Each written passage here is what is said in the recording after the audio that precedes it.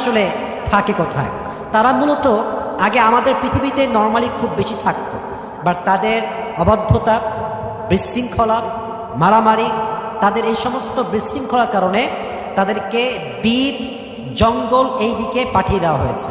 বেশিরভাগ জিন বসবাস করে দ্বীপে, জঙ্গলে, সমুদ্রের অতল গহ্বরে পানির, অতল এই যে গভীর পানির নিচে তারা বসবাস করে। এখন আসুন, এই জিনকে আল্লাহ তাআলা কি দিয়ে সৃষ্টি করেছেন? কোরআনে আসছে ওয়াল জান্না খালাকনাহু মিন ক্বাবলু মিন নারিস সামুম। আল্লাহ তাআলা জিনকে সৃষ্টি করেছেন খাঁটি আগুন থেকে। মানুষ তৈরি মাটির দ্বারা, জিন তৈরি কিসের দ্বারা? আরে ভাই বলেন আপনার সবাই, মানুষ তৈরি মাটির দ্বারা, জিন তৈরি কিসের দ্বারা? আগুনের দ্বারা। আচ্ছা, একটা বিষয় আপনারা অনেকে জানেন হয়তো বা, আবার দেখা যাচ্ছে যে যারা আমরা পড়ি না, আমরা জানি না বিষয়টা। সেটা হচ্ছে এই জিনের উপরে কিন্তু নেকড়ে বাঘের প্রভাব আছে। নেকড়ে বাঘ যদি